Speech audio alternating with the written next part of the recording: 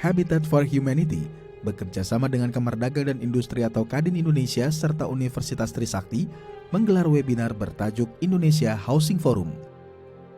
Webinar yang berlangsung 14 Oktober 2021 lalu membahas sejumlah topik yang berkaitan dengan masalah perumahan rakyat.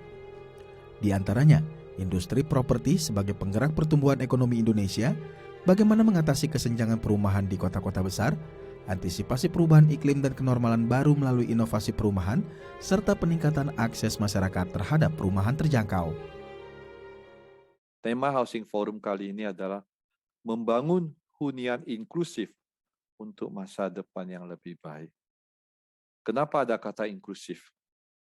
Kata kita ingin semua warga negara Indonesia mempunyai akses kepada rumah layak sesuai amanah di Undang-Undang 1945 Pasal 28. Pandemi juga telah mengajarkan kita pentingnya perumahan sebagai benteng pertahanan dari COVID-19. Penyediaan perumahan yang aman, terjangkau dan layak bagi kesehatan serta kesejahteraan untuk seluruh elemen masyarakat merupakan salah satu agenda bagi pemerintah Indonesia yang sejalan dengan Sustainable Development Goals ke-11, yaitu membangun kota dan permukiman yang inklusif, aman, tangguh, dan berkelanjutan. Saat ini kita masih melihat kondisi pembangunan perumahan yang belum ideal. Orang yang lebih mampu dapat tinggal di pusat kota dengan kemudahan transportasi menuju tempatnya beraktivitas. Di sisi lain, masyarakat berpenghasilan rendah, para pekerja umumnya, masih banyak yang tinggal di pinggiran kota dengan biaya transportasi yang lebih mahal. Ini merupakan satu kesenjangan, seperti halnya penyediaan air bersih kita ini.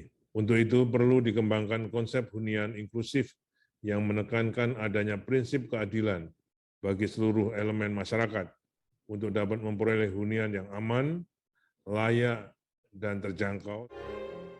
Direktur Rumah Umum dan Komersial Kementerian Pekerjaan Umum dan Perumahan Rakyat Fitrah Nur mengatakan, hingga tahun 2020, persentase kepemilikan rumah di perkotaan hanya sebesar 72%.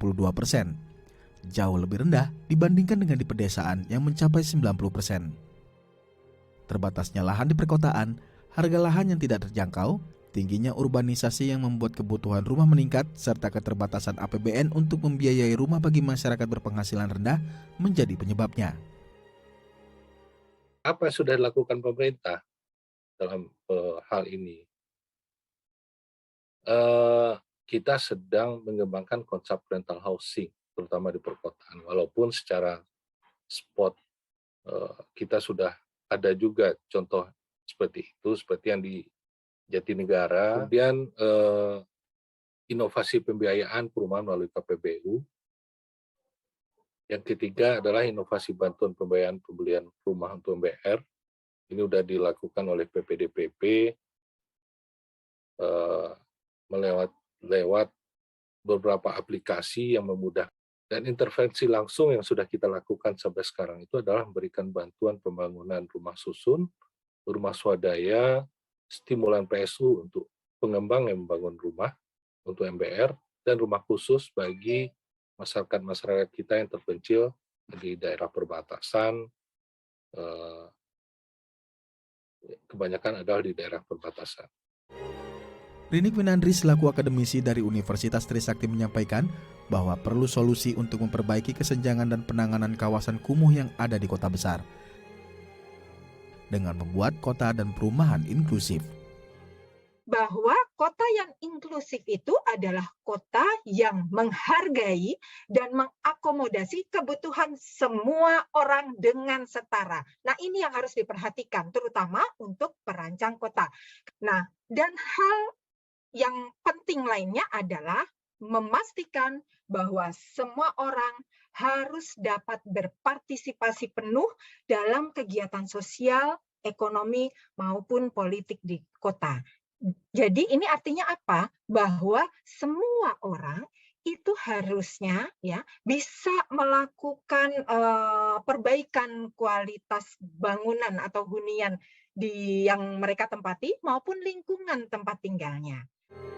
Webinar yang berlangsung selama 1 hari ini diharapkan dapat menjadi solusi bagi penanganan masalah pemukiman bagi masyarakat Indonesia.